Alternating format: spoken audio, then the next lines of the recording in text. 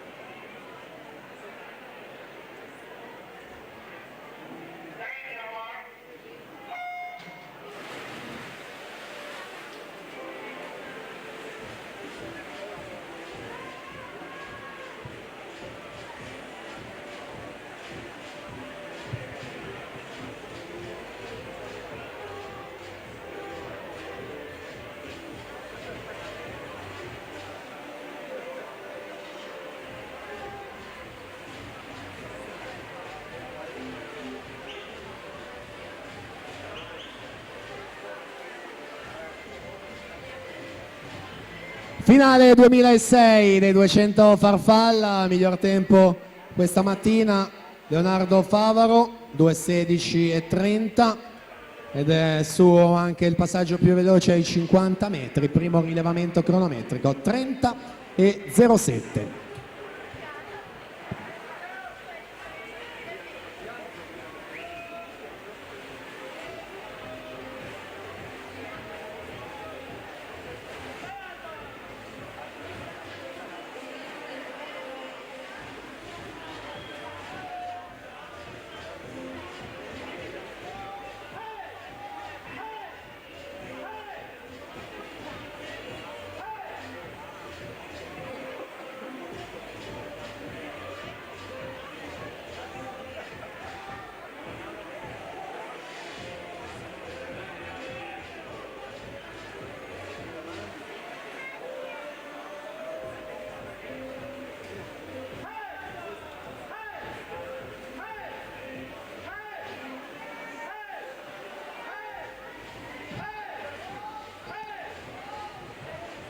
Sempre Leonardo Favaro a condurre in corsia numero 4, quindi Giovanni Filippini stabile in seconda posizione, poi un po' più staccato Victor Sanin in corsia numero 3 che deve difendere e mantenere in questa vasca che resta la terza posizione. Torniamo là davanti quindi per seguire questo arrivo e accogliere il vincitore Leonardo Favaro, 2:15:58 il suo tempo su Giovanni Filippini, 2:18:86, quindi per quanto riguarda la terza posizione Victor Sanin la mantiene con 2:26:53.